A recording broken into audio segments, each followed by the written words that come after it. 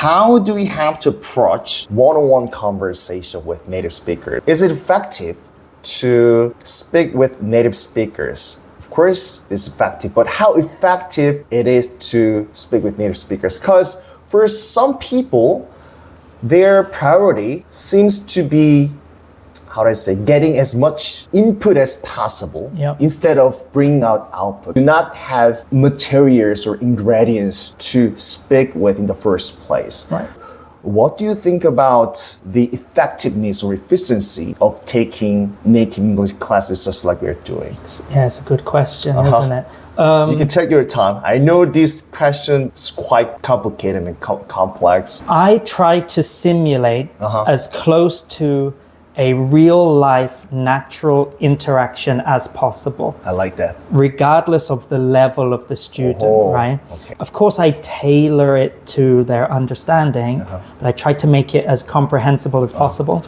But I don't like traditional teaching methods with like rote learning and fill in the gaps, those kind of activities. I want it to be a back and forth conversation. Because I'm native, it kind of comes naturally to me, right? So I feel like I'm good at guiding the conversation and I can provide feedback in real time and I can provide good kind of feedback on pronunciation, etc.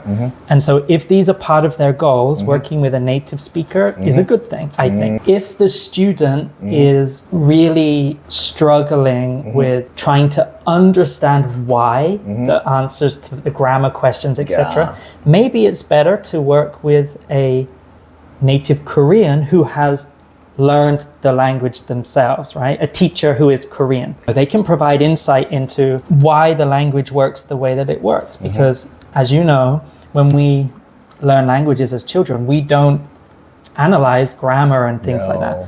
Now, I have studied it a lot because I am an English teacher and people ask me grammar questions all the time. But there's always going to be times where the answer is that's the way that it is, right? Or I can't articulate it in Korean to the detail that they want. And so therefore working with, non-native speakers would be also valuable. But overall, the reason to learn a language is to communicate with people who speak that language, right? That should be the goal, I think. Yes, absolutely, 100%. And therefore, working with native teachers can be very valuable, I think. I began to improve my speaking skills with a basic grammars and words prepared ready. Every Korean student in high school needs to take a test for entering the university called the Sunum. Right. Then I did pretty good job on that test. But speaking English is a totally different story. Right. And for that history, even for now, I've taken in only students who have scores higher than 750 in TOEIC, which means their English are kind of intermediate. If I had to imagine what it's like to teach super beginner, those who don't know how to read ABC or who don't know basic grammar role or words, how could you teach and guide them to speak more and more expressions and phrases and use proper grammars? Even though you try to get conversations going very smoothly by kind of modeling them to answer in specific ways. But if I didn't have any material and any ingredients, it's hard to speak a thing. Sure. So how should you guide them? Part of the reason why I take a lot of notes is because it also provides immediate feedback and we can build on it and it gives them something to work with. I use a lot of short stories kind of with sentences that have a lot of repetition and a lot of words. I don't hide it from them. I'm not speaking very clearly, am I? No problem. Perfect. Sounds perfect. I don't sit here and expect them to produce language from nothing. If they don't have anything, I need to provide it to them, right? It's not a test situation. Yes. I bring up short stories with lots of sentences and words that we're trying to target. We can use it as a base to speak. And so it's a lot of, similar to what I was saying before, if we read a story about someone who, and the story says he drinks coffee every day, he works as a postman, he has 2 kids, that's on the screen, and that can provide a starting point for them to speak, right? And I'm making questions about them, and I'm encouraging them to respond in a way that is proper for them. And I think like talking about things that are relevant to their lives is really important because it helps words to stick. And then it's like this idea of using it as a foundation and slowly building on it and adding variety. We speak in present tense, then past tense and future tense, and we just add more. And we can start to see connections, how the words are changing, conjugations, etc. Okay, I got Stuff it. like that.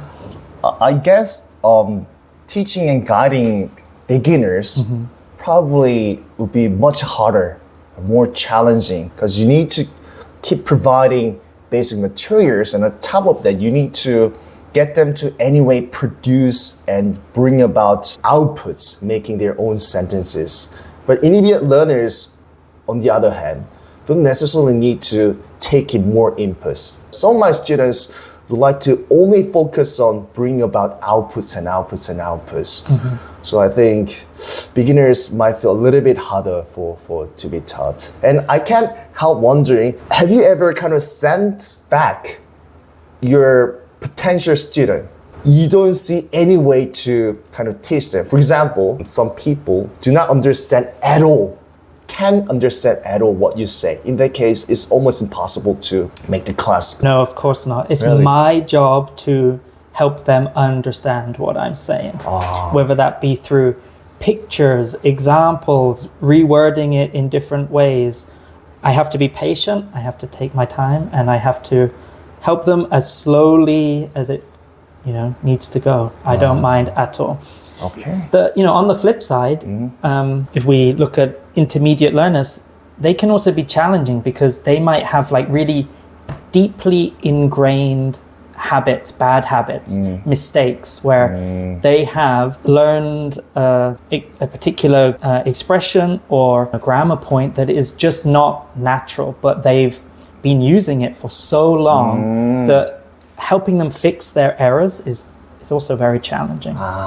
Okay. I can feel that. Yeah.